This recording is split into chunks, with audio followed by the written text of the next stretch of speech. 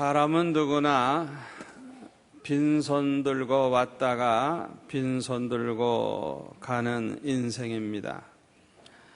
이 세상에 태어날 때 무엇이라도 가지고 온 것이 없습니다. 아무것도 가지고 온 것이 없어요. 그러므로 우리가 지금 가지고 있는 것은 모두가 다 하나님의 은혜로 받은 것입니다. 욥은 뭐라고 고백을 했습니까? 주신 자도 여호와시요 취하신 자도 여호와시오니 나는 아무것도 가진 거 없이 적신으로 왔다가 적신으로 돌아가는 인생이라고 하면서 하나님께 영광을 돌릴 뿐이라고 그는 그렇게 고백을 했어요. 사무엘상 2장 6절에 보면은 한나는 이렇게 고백을 했습니다. 여호와는 죽이기도 하시고 살리기도 하시며 음부에 내리게도 하시며 올리기도 하시며 가난하게도 하시며 부하게도 하시며 낮추기도 하시고 높이기도 하시는 하나님이라고. 아멘. 하나님께서 다 주장하셨다는 것이죠. 역대상 29장에 보면 다윗은 고백하기를 내가 어떻게 이 모든 것을 주님께 드릴 수 있었나이까? 이 모든 것이 다 주께로부터 왔사오니 주님께로부터 받은 것을 주님께 드렸을 뿐이니이다. 우리가 본래 가지고 있었던 게 아니고 이 모든 것이 다 주님으로부터 왔고 주님이 주셔서 받은 그것을 우리가 주님 앞에 돌려드리는 것뿐이라고 그렇게 고백을 했습니다. 이 사실을 믿고 깨닫는 사람은 항상 하나님 앞에 감사하는 마음을 가지고 살게 되는 줄 믿습니다. 이런 사람을 하나님은 기뻐하시고 더욱더 축복하십니다. 아무쪼록 저와 여러분도 이 신앙을 그대로 고백하면서 살아갈 수 있기를 축원합니다. 그런데 하나님이 우리에게 은혜로 주신 선물 중에 아주 가장 귀한 것들이 있습니다. 하나님이 우리에게 주신 그 선물, 축복의 선물 중에 가장 귀한 게 뭐냐? 독생자 예수님을 보내주신 거예요. 아멘. 하나님이 그 독생자 예수님을 우리를 위해 보내주지 아니하셨다고 하면 우리가 어떻게 구원을 받고 어떻게 우리가 이 자리에 나올 수 있었겠어요? 모든 걸 하나님이 다 주셨는데 그 중에서도 가장 귀한 것, 독생자 예수 그리스도를 우리를 위해 내어주신 것, 감사합니까? 얼마나 감사해요. 얼마나 감사해요. 또 하나님이 우리에게 주신 것 중에 가장 귀한 것이 뭐냐 하면 하나님의 말씀인 성경입니다. 여러분, 이 성경이 없다고 한번 상상해 보세요. 어떻게 우리가 신앙생활을 바르게 하고 어떻게 하나님을 섬기겠어요? 우리가 이 성경을 볼 때마다 주여 감사합니다. 우리에게 이렇게 성경을 허락해 주셔서 이 말씀을 통해 하나님을 알고 말씀을 통해서 하나님을 사랑하게 되고 섬기게 되고 구원받게 되고 이 말씀을 통해서 축복을 받는 게 얼마나 많아요. 이 말씀을 주신 하나님께 늘 감사하시기를 바랍니다. 또 하나님이 우리에게 은혜로 주신 것 중에 가장 귀한 것이 뭐냐? 믿음입니다. 믿음. 아멘. 믿음이 안 생기면 무슨 쓸데가 있어요? 예수님이 오셨어도 무슨 쓸데가 있어요? 성경이 있으면 뭐해요? 아무 쓸데가 없지. 하나님이 우리에게 믿음을 선물로 주셨기 때문에 구원받았습니다. 이 믿음을 선물로 주셨기 때문에 하나님의 자녀가 됐습니다. 천국 시민이 됐습니다.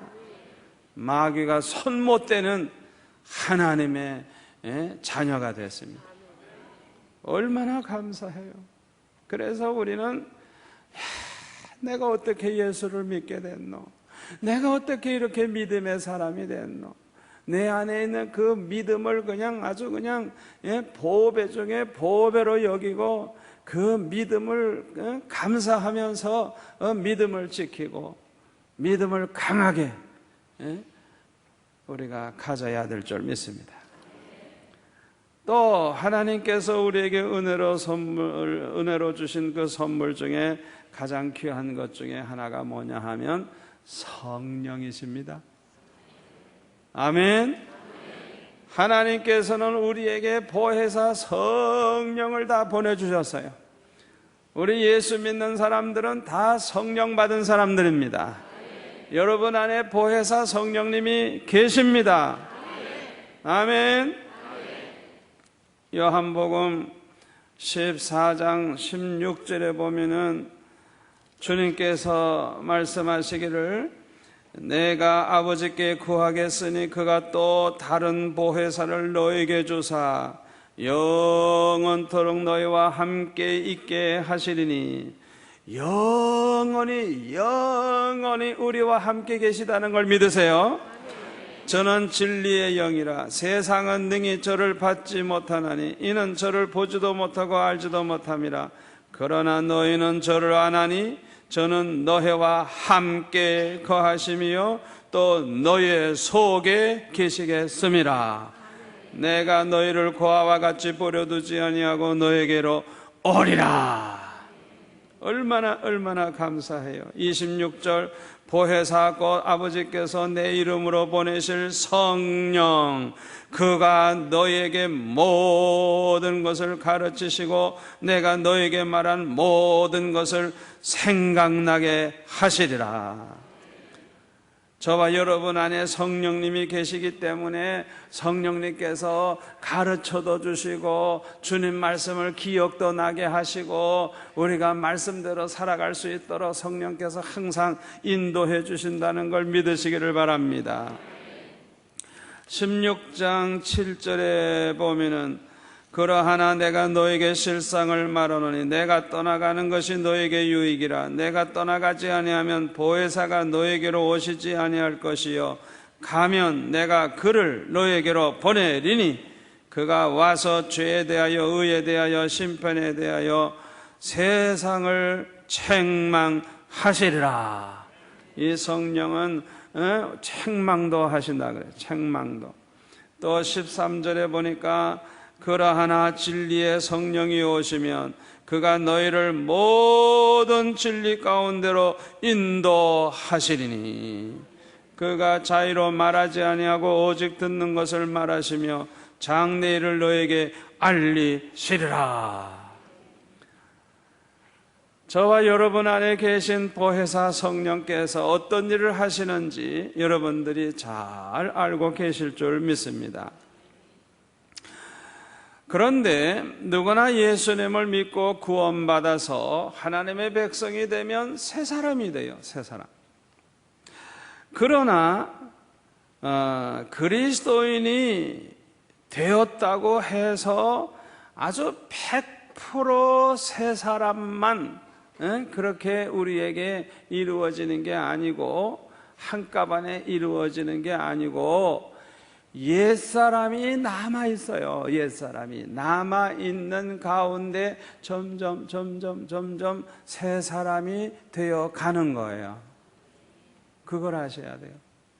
그러니까 예수 믿고 거듭나고 예수 믿고 구원받는 것은 그냥 믿는 그 순간에 성령으로 거듭나는 순간에 그저 이루어지는 것이지만은 옛사람이 다 없어지고 새 사람으로 완전히 변화되는 것은 시간이 좀 걸려요.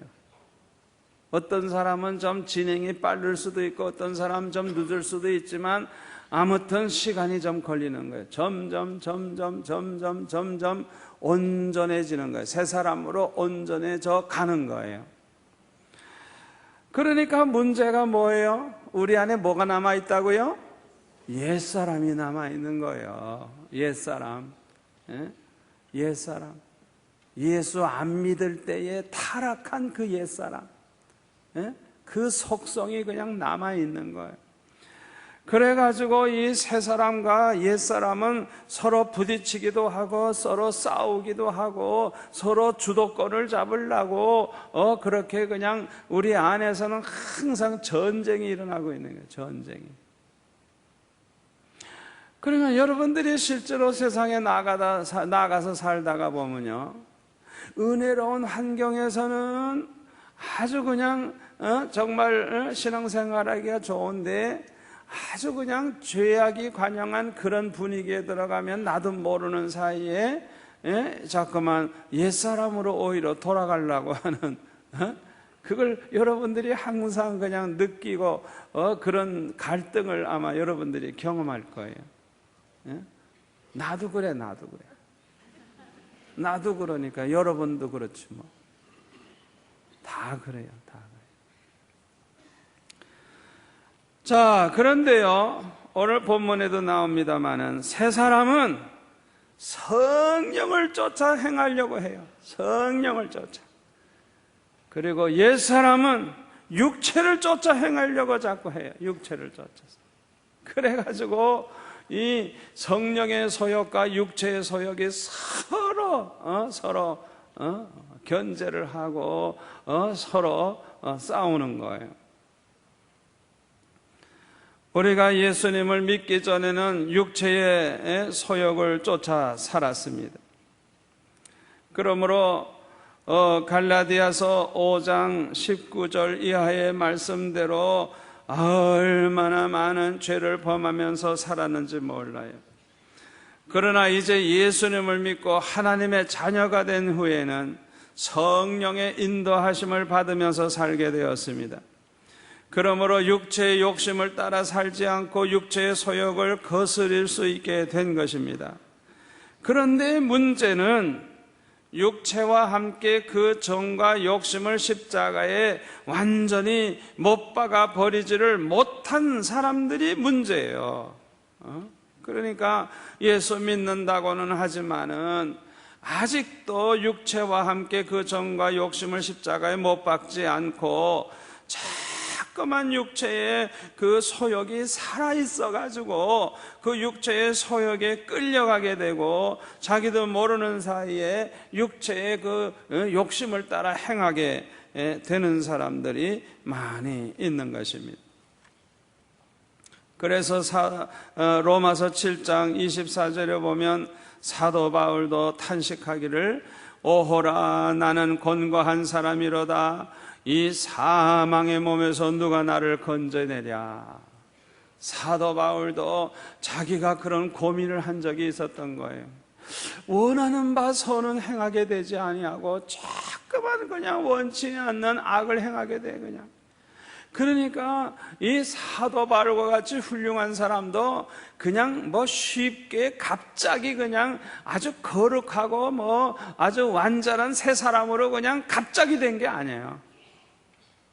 부활하신 주님을 다메섹 도상에서 만나고 그가 성령을 받고 사도가 되긴 했지만은 그게 그냥 한순간에 이루어진 게 아니에요. 그렇게 되기까지 많은 어려움, 많은 시련, 많은 영적 전쟁을 거쳐서 그렇게 되어져 간 것이지 한순간에 된 게 아니에요. 그러니까 사도 바울도 고민할 때가 있었던 거예요. 자기가 바르게 살고 싶은데 안 되는 거예요. 안 되는 거예요. 거룩하게 살고 싶은데 안 되는 거예요. 좀 깨끗하게 살고 싶은데 그게 잘 안 되는 거예요. 자기도 모르는 사이에 슬그머니 옛날로 돌아가려고 하는 그 속성이 남아있어가지고 지나고 나면 내가 실패했구나, 아이고 내가 이렇게 부족하구나 탄식하게 돼요. 그래서 그 사도 바울은 이 육신을 가지고 있기 때문에 이 육신에 의해서 나도 모르는 사이에 육신이 원하는 대로 끌려가는 그런 자신을 발견하고 이렇게 탄식을 한 거예요. 사도 바울도 그랬다면 저와 여러분도 그럴 수밖에 없을 거예요. 좀 위로가 되죠? 우리만 그런 게 아니니까. 그런데요, 이런 고민에서 해결하는 방법이 있어요. 그게 뭐냐 하면 성령의 충만한 은혜를 받는 거예요. 아멘. 성령의 충만함을 받아가지고 우리 안에 성령으로 충만해서 그냥 성령이 나를 주장하고 성령이 나를 지배하고 내가 온전히 성령의 인도하심을 받는 그런 사람이 되면 해결됩니다. 아멘. 이렇게 될 때 육체와 함께 그 정과 욕심을 십자가에 못 박아 버리게 되고, 두 번째로는 성령을 쫓아 행하게 되고 따라서 성령의 열매를 맺게 돼요.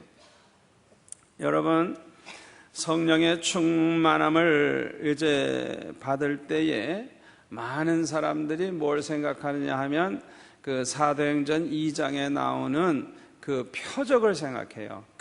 갑자기 그냥 성령의 불이 임하는데 뭐 불의 혀같이 뭐 그냥 이런 성령의 이상한 역사가 일어나는 것을 생각하고 막 그냥 방언이 터져 나오고 그냥 막 진동이 오고 뭐 이런 그런 역사를 우리가 이제 상상을 하게 돼요.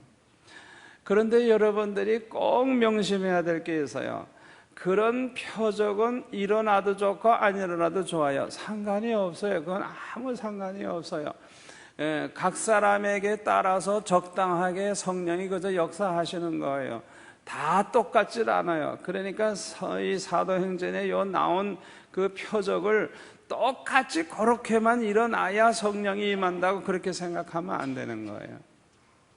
그걸 하셔야 돼요.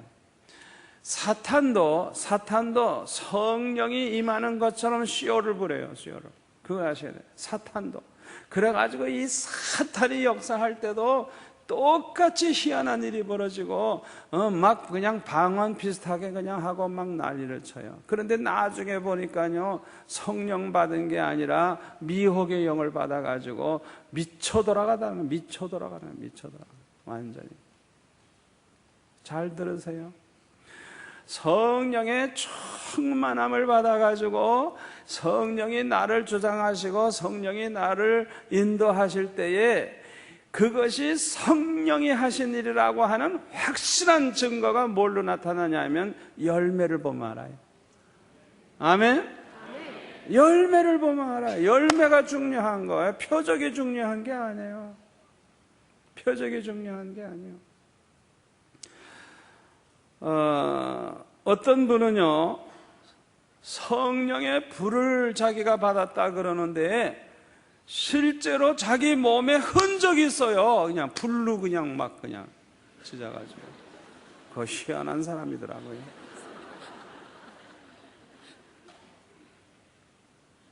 그런데 저는 그런 경험은 없어요. 그런 경험은 없고 참 기도할 때에 성령이 그 임하실 때 보면은 막 그냥 막 감동을 받아가지고 그냥 온 몸이 그냥 형용할 수 없이 그냥 큰 기쁨 속에서 눈물이 나오면서 얼마나 행복하고 얼마나 좋은지. 예? 아주 그런 거는 누구나 공통점일 거예요. 그러니까 어떤 땐 정말 이 머리부터 뜨거워질 때도 있고요. 막 그냥 이 뒤에서부터 그냥 온몸이 뜨거워질 때도 있고 여러 가지 역사가 일어납니다만은 그 표적은 일어나도 되고 안 일어나도 상관없어요. 중요한 건 성령의 은혜를 받으면 성령의 열매가 나타난다. 아멘. 그 열매를 보고 알 수 있는 거예요. 이 사람이 성령 받은 사람인지 성령의 충만함을 받지 못한 사람인지 알 수 있어요. 그러니까 아주 그냥 은혜 받은 척하고 아주 굉장히 말을 많이 하는데 열매가 성령의 열매가 아니면 그 사람은 성령 받은 사람이 아니고 미혹의 영을 받은 사람이에요. 열매가 중요한 거예요. 열매가. 오늘 본문에 보면 성령의 열매가 나타나죠. 성령에 충만하면 충만할수록 성령을 쫓아 행하게 되고 성령의 9가지 열매를 맺게 되는데, 사랑과 희락과 화평과 인내, 자비, 양선, 충성, 온유, 절제, 이런 열매가 나타난다는 거예요. 아멘. 그래서 이 성령의 충만한 은혜를 받을 때 제일 먼저 나타나는 게 사랑, 그 다음에 희락, 이 기쁨이죠. 큰 기쁨과 즐거움. 그 다음에 화평, 마음의 평화가 있고 다른 사람들과도 아주 좋게 지내는 화평. 그 다음에 인내, 참 모든 어려움도 잘 참고 나아가고, 그 다음에 자비를 베풀게 되고, 양선, 또 충성, 온유, 또 절제를 잘하게 되고. 참 이 절제가 중요한 것 같아요. 어떤 사람은요, 그냥 예수 믿고 나서 은혜를 받았다 그러는데 얼마나 기뻐하는지 몰라요. 그냥 기뻐하는데 절제를 못해, 절제를. 그 사람은 이상해요. 그 성령의 열매가 아닌 것 같아요. 기쁨은 있는데 절제가 없어요. 이거 문제가 있는 거예요. 그런 사람은 이거 조금 기다려 봐야 돼요. 기다려 봐야 돼요. 제가 우리 교회 개척 초기 때 남편이 이제 대령으로 있고, 이분이 부인인데 이제 남편이 부대가 있고 자기는 이제 집에 있는데, 그 자녀들 중에 우리나라 탁구 선수도 있고 아주 그런 집안이었는데, 그 친구 되는 우리 교인 한 분이 저를 데리고 그 집에 갔어요. 가서 보니까 얼굴이 새카매. 그래서 왜 그러냐 그랬더니, 하여튼 몇 달 동안을 잠을 못 잤대. 그러니까 아무리 수면제를 먹어도 잠을 못 자는 거예요. 그럼 어떻게 되죠? 그냥 죽는 거예요. 수면제를 하도 먹어서 죽는 거예요. 그러니까 병원에서도 못 고치고 그냥 누워 있는 건데 얼굴이 새카매. 그냥 잠을 못 자가지고. 그래가지고 뭐 굿도 해보고 그냥 뭐 절에 가서 뭐 별짓을 다 해보고 그래도 이제 잠을 못 자는 거예요. 그냥 하도 안 되니까 그 친구를 통해서 이제 저를 이제 데리고 가서 기도 좀 해주라고. 그래서 갔어요. 가서 보니까요, 막 그냥 벽에다가 부적을 막 붙여놨어. 그래서 제가 이 부적 떼야 내가 기도한다. 부적부터 떼라.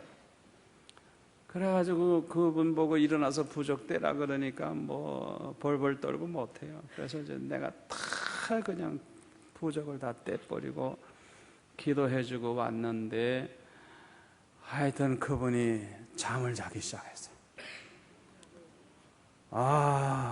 이분이 잠을 자니 얼마나 좋겠어요. 그냥 큰 기쁨이 충만해가지고, 하여튼 뭐 그냥 만나기만 하면 그냥 싱글벙글 웃고 그러는데 얼마나 좋아하는지.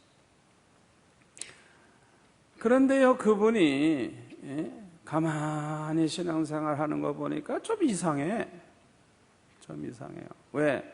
어느 날 새벽 예배 때 이분이 그 교회로 달려왔는데 맨발 벗고 왔어.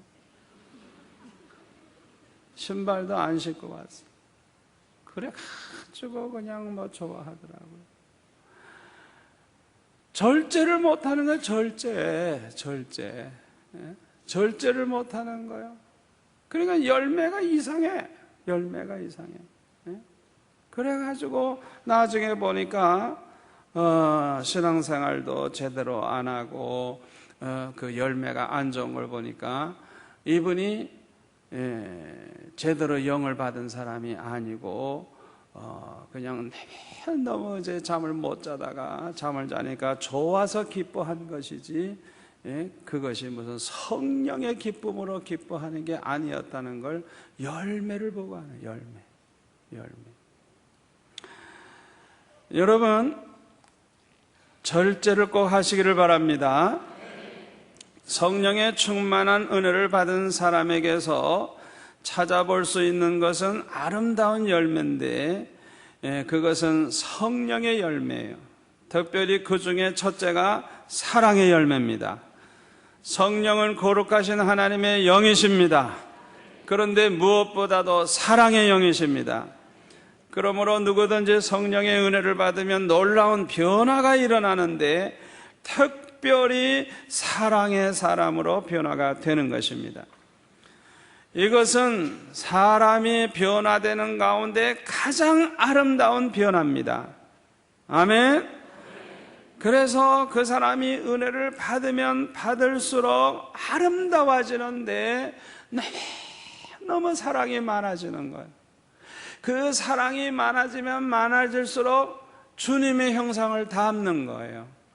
사랑의 하나님의 형상을 닮아가는 거예요. 아멘. 사랑처럼 사람을 아름답게 만드는 것이 없습니다. 사랑이 담긴 그 마음 얼마나 아름다워요. 사랑이 가득한 사람의 그 마음 얼마나 아름다워요. 사랑이 담겨있는 그 얼굴, 그냥 사랑하는 마음을 가지고 이렇게 나를 쳐다보는 그 사람의 그 얼굴이 얼마나 아름다워요. 사랑이 담겨있는 눈, 사랑하는 마음이 가득 찬 그 사람이 나를 바라보는 그 눈, 그 사랑이 넘치는 그 사람의 눈처럼 아름다운 게 없는 거예요. 사랑이 담겨져 있는 입처럼 아름다운 게 없는 거예요. 사랑이 담겨있는 그 손처럼 아름다운 손이 없는 거예요. 아멘.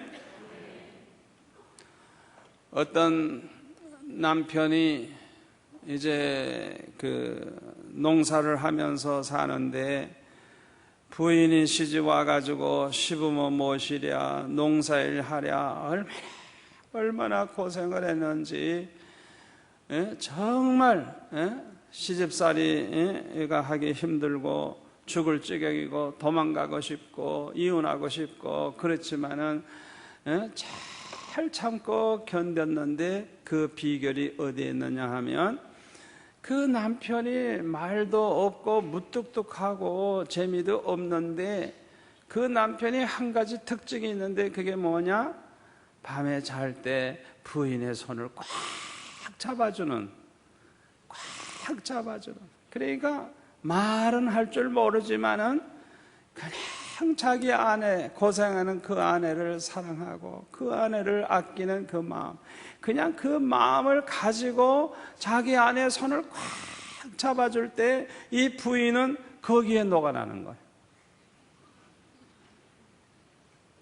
사랑이 담긴 손, 정말 사랑하는 마음을 가지고 사랑하는 사람이 꽉 잡아줄 때 짜릿할 줄 믿습니다.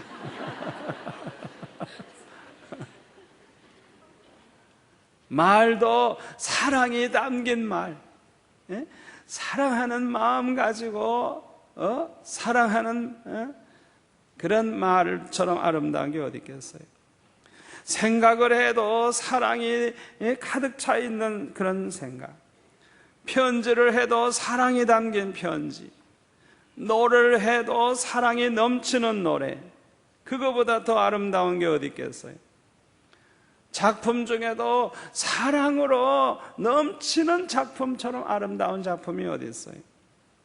가정도 사랑이 넘치는 가정보다 더 아름다운 가정은 없는 줄 믿습니다. 이 세상이 어떻게 해야 아름다워지느냐? 사랑이 많으면 많을수록 세상이 아름다워질 줄 믿습니다. 모든 것을 아름답게 만드는 게 뭐냐? 사랑이에요, 사랑. 아멘? 사랑처럼 사람을 아름답게 만드는 게 없어요. 사랑이 담긴 노래처럼 좋은 노래, 아름다운 노래가 없어요. 우리 사랑의 노래를 한번 해봅시다. 사랑은 언제나 오래 참고. 압니까? 반주 좀 해봐요. 누가? 같이 시작해봐요. 언제나 오래 참고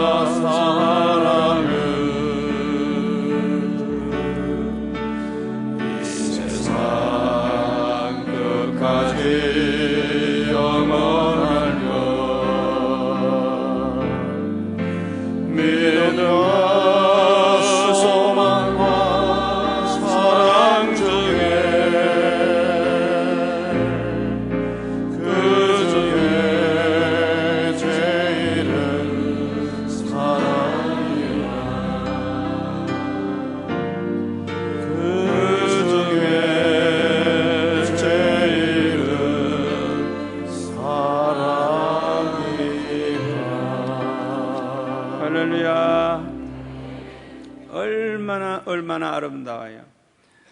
하여튼 뭐든지 사랑이 담기면 아름다워지는 거예요. 아멘. 교회도 마찬가지예요. 성전이 아름답다고 뭐 아름다운 교회 되는 게 아니에요. 그 교회가 얼마나 사랑이 넘치느냐에 따라서 아름다운 교회가 되는 거예요. 아멘. 그러므로 가장 살기 좋은 행복한 세상은 사랑으로 넘치는 세상인 것입니다. 사랑이 있는 곳에 기쁨이 있습니다. 사랑이 있는 곳에 화평이 있습니다. 사랑이 있는 곳에 평화가 있어요. 사랑이 있는 곳에 화해가 있고, 사랑이 있는 곳에 회복이 있고, 사랑이 있는 곳에 행복이 있어요. 증오가 있는 곳에는 원망, 불평이 있고, 피 흘림이 있고, 저주가 있고, 고통이 있고, 슬픔이 있고, 불행이 있지만은 사랑이 있는 곳에는 희망이 있고, 생명이 있고, 소망이 있고. 아멘. 얼마나 사랑이 중요한지 몰라요. 중국에 박은혜 전도사라고 우리 교회에 와서 간증을 한 적이 있죠. 그분의 아버지가 무당이에요, 무당. 그런데 어머니가 딸만 낳아서 쫓겨났어요. 그래가지고 3살 때 어머니와 생이별을 하고 계모 밑에서 자라나게 됐어요.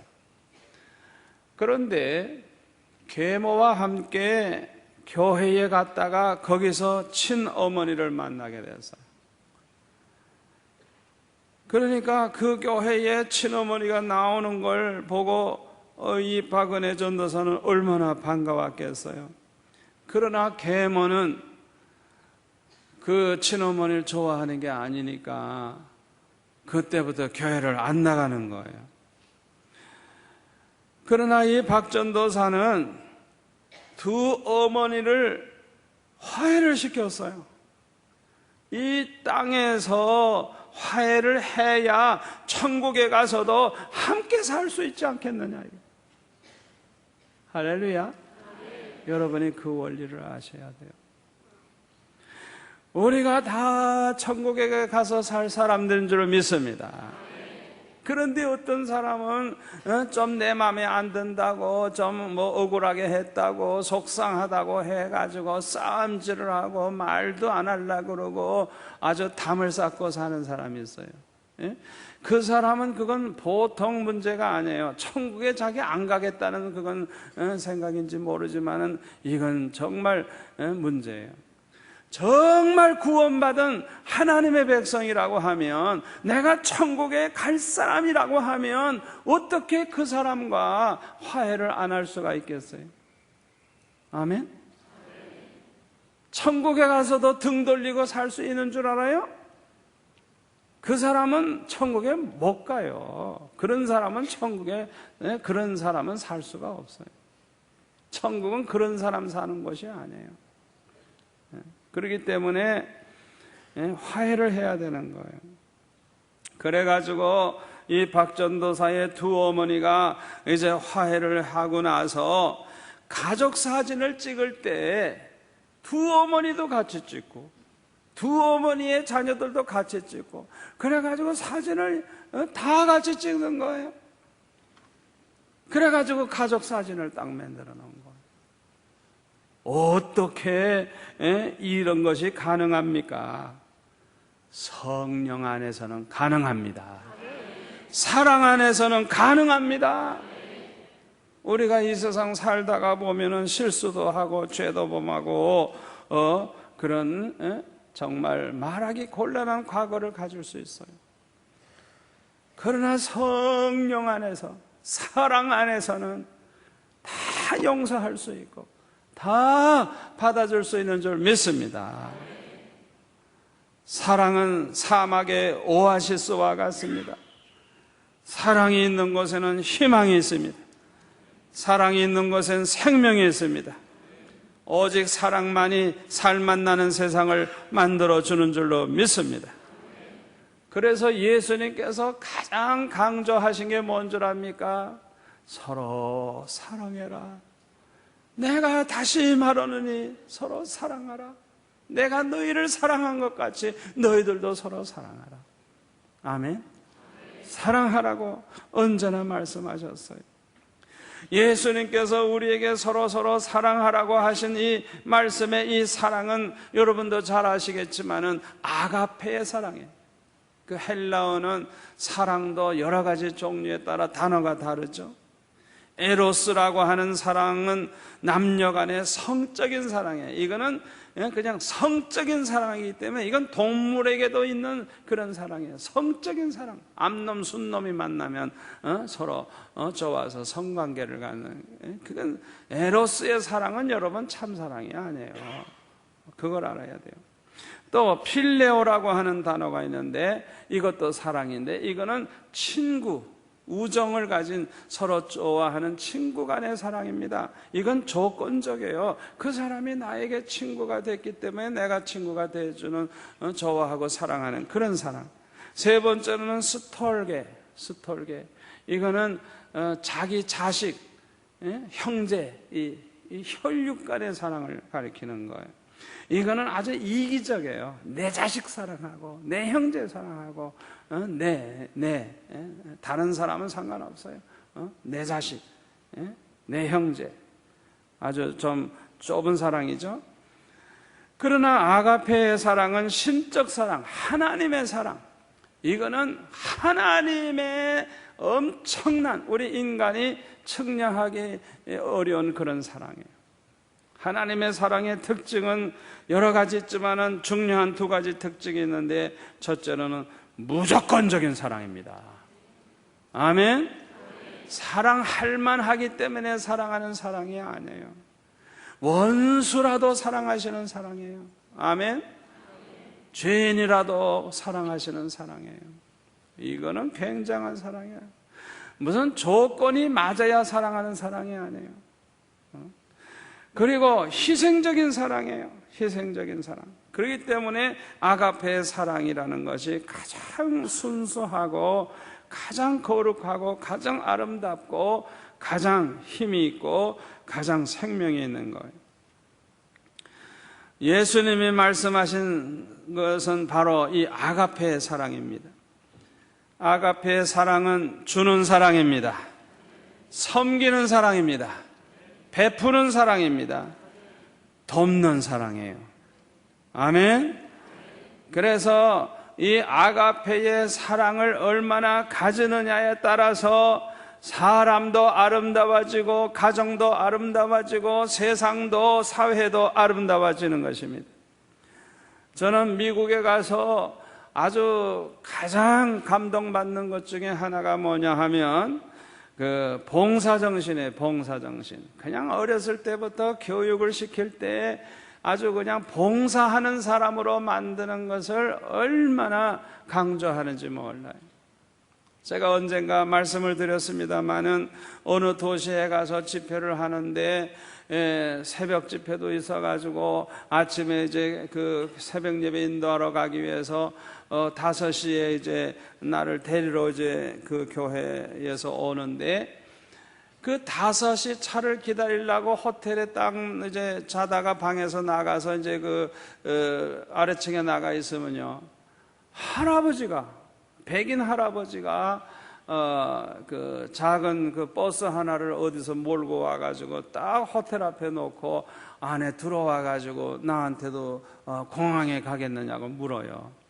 그래서 내가 안 간다고 그러니까 그냥 또 다른 데 이렇게 찾아다니면서 공항 갈 사람을 이렇게 찾는다고요. 그래서 이제 제가 물어봤어요. 이분이 직원이냐, 이분이 이걸 사업으로 하느냐, 그게 궁금해서 물어봤더니 그냥 자원봉사하는 거래요. 돈 안 받는데요. 팁 그냥 얼마 주면 받고 안 받는데요. 자기가 아직 건강하기 때문에 나이가 많지만은 이 새벽 비행기 타려고 공항에 나가는 사람을 위해서 자기가 그 호텔과 서로 이제 계약을 맺어가지고 자원봉사를 이렇게 하는 거예요. 자원봉사. 그러면서 뭐라 그러냐면 자기는 힘이 있을 때까지 끝까지 그걸 하겠다는 거예요. 이야, 얼마나 감동을 받았는지.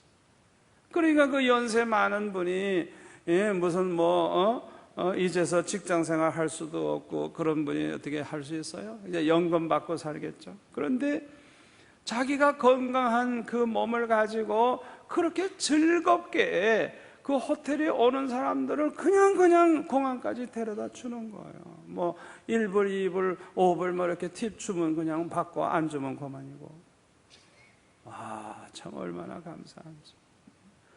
여러분, 미국이란 나라에 대해서 여러분들이 비방하고 그렇게 하는 사람들이 있지만은, 그러나 우리보다 훌륭한 게 뭐냐면 그 사회 구조 자체가 철저하게 봉사정신을 길러가지고 항상 남을 도와주는 사람으로 만드는 것. 그게 얼마나 위대한 미국을 만들어주는지 몰라요. 우리나라 학생들이 그냥 공부는 죽으라고 해가지고 성적은 거의 만점인데 하버드 대학 들어가려고 그러니까 떨어졌어. 왜 떨어졌냐면 공부는 잘하는데 봉사를 하나도 안 했어. 이런 사람은 쓸데가 없다는 거예요. 사회 유익을 못 준다는 거예요. 공부 잘하면 뭐 하겠어요? 자기만 위해 사는 사람이 무슨 유익하겠어요? 생각해 보라고요. 똑똑하면 뭐 해요? 아무리 힘이 있으면 뭐 해요? 돈이 많으면 뭐 해요? 권세가 있으면 뭐 해요? 저만 알고 저만 잘 살겠다고 자기 이성만 채우고 그러면 큰 도둑놈 되는 거예요. 큰 도둑놈 되는 거예요. 그러니까 중요한 게 뭐냐? 이 세상에 태어나서 뭔가 남에게 도움을 주는 사랑의 사람으로 만드는 것이 중요하기 때문에 공부만 잘하는 사람 안 뽑는 거예요. 그런 사람은 이 인류를 위해서 별로 공헌할 수 없다는 거예요. 그게 얼마나 위대한 정신입니까? 우리나라의 문제가 무엇이라고 여러분은 생각합니까? 우리 사회의 문제는 따지고 보면요, 사랑이 메말랐기 때문에 모든 문제가 생기는 거예요. 아멘? 우리나라 지도자들이 정말 나라를 사랑하고 이 국민을 사랑하고 가난한 백성을 사랑하고 소외된 백성을 사랑했다고 하면 어떻게 그렇게 돈을 수십억씩 몇백억씩 호주머니에 넣을 수가 있겠어요? 그렇게 할 수가 없어요. 문제는 사랑이 없단 말이에요. 사랑이 없는 사람이 정치가가 되려고 그러고 사랑이 없는 사람이 무슨 권력을 가지려고 그러고 이게 이제 한국 사회를 어지럽히는 거예요. 이거는 정신의 문제죠. 여러분, 아이들 중에 문제 아이들 있죠? 그냥 밤낮 원망 불평만 하고 말썽을 부리는 그 아이, 그런 아이 여러분 집에 있어요? 그 아이가 왜 그렇게 자꾸만 문제를 일으키는 줄 알아요? 그거는 사랑에 아주 그냥 메말라 있기 때문에 자기를 좀 사랑해달라는 표시예요. 나에게 좀 관심을 가져달라고 하는 사인이에요. 그걸 아셔야 돼요. 우리 주변에 문제가 되는 사람들이 많이 있는데 어떻게 보면 이것은 하나님께서 우리에게 사랑을 베풀 수 있는 기회를 주신 줄 믿습니다. 우리 주변에 너무너무 어려움 당하는 사람, 너무너무 문제가 있는 사람, 너무너무 고생하는 사람, 너무너무 그냥 정말 불행하게 사는 그런 사람들이 우리 주변에 있다고 하는 것은 하나님이 우리에게 그들을 사랑을 베풀 수 있는 그런 사랑거리, 사랑을 베풀 수 있는 사랑할 일거리를 주신 거예요. 아멘. 우리가 언제나 그렇게 생각하고 살아가야 할 줄로 믿습니다. 사랑은 사람을 변화시키는 힘이 있습니다. 사랑은 세상을 변화시키는 힘이 있습니다. 얼마나 중요한지 몰라요. 제 교회에서 안 됐습니다만은 우리 교회 개척 초기에 성전을 이렇게 막 지어 나갈 때 그때 이제 어느 교회 집사님 한 분을 사찰 겸 이제 그 건축 현장을 지키게 했어요. 그런데 이분이 너무너무 얌전하고 밤에 잠만 자가지고 도둑이 왔다가도 몰라 그냥. 얼마나 착한지 몰라. 아주 그냥 너무너무 착하기만 하신 분이에요. 그런데요, 이분이 참 희한해요. 이제 건축 공사장에 땅을 파면은 그 지하수가 나오니까 그 전기 펌프로 이렇게 물을 계속 뽑아내잖아요. 그런데 도둑놈이 그 펌프를 그냥 훔쳐가 버렸어. 아니, 그러면 얘기를 해야 되잖아요. 도둑 맞았다고. 그런데 얘기를 안 해요. 그냥 도둑 맞았어도 얘기도 안 해요. 그런데 그 다음날 형사가 그 도둑놈을 잡아가지고 우리 교회에 왔어요.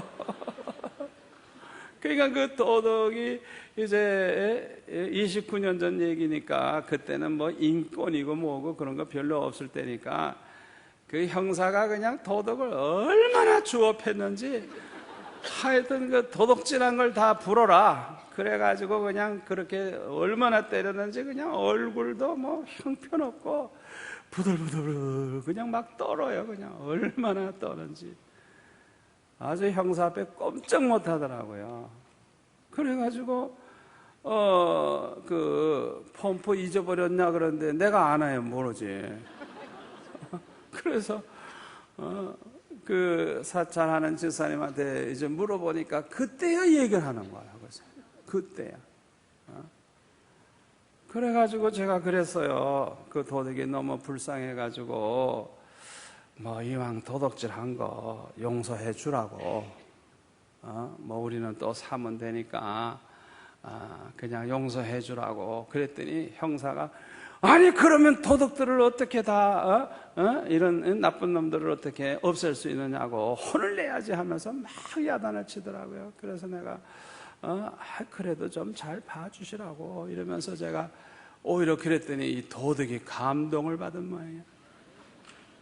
그래가지고요, 이 도둑들이 구역이 있습니다. 맡은 구역.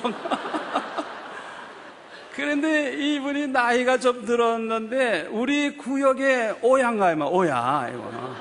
하여튼 뭐 그 다음엔 도둑이 안 와. 일체 안 와. 자기 꼬붕들한테 절대 수용록경 가지 말라고 그랬 말이에요.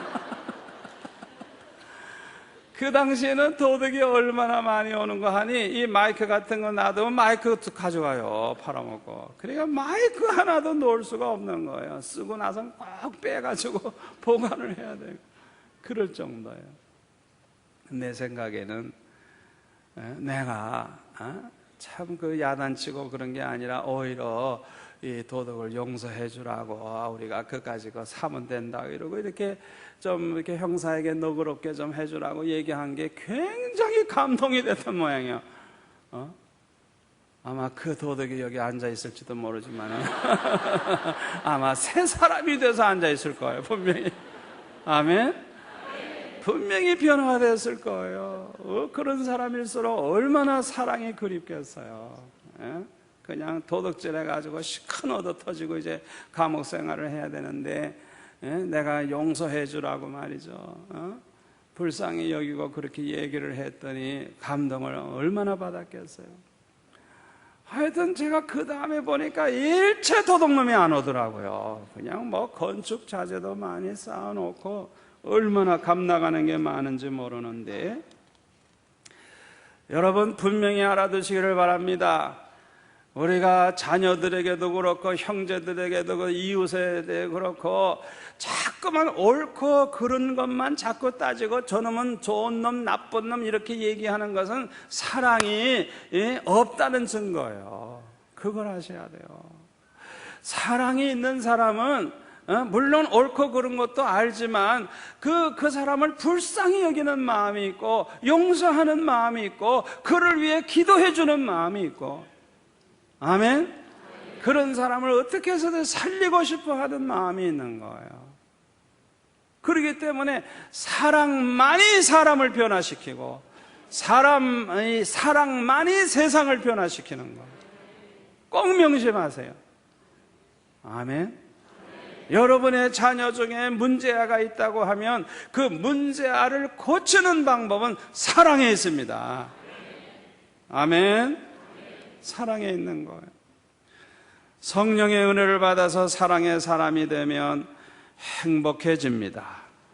그 이유가 뭐냐? 사랑하는 마음을 가지고 세상을 보면 모든 것이 다 아름답게 보이기 때문에 그래요. 우리가 빨간 색안경을 쓰면 빨갛게 보이죠, 세상이? 파란 색안경을 쓰면 다 파랗게 보이죠. 그와 같이 사랑의 안경을 쓰면 세상이 다 아름답게 보이는 거예요. 아멘. 그렇기 때문에 자기가 행복한 거예요. 자기가. 왜? 모든 게 다 아름다우니까 얼마나 행복해요. 사랑의 안경을 쓰고 살면 행복한 거예요.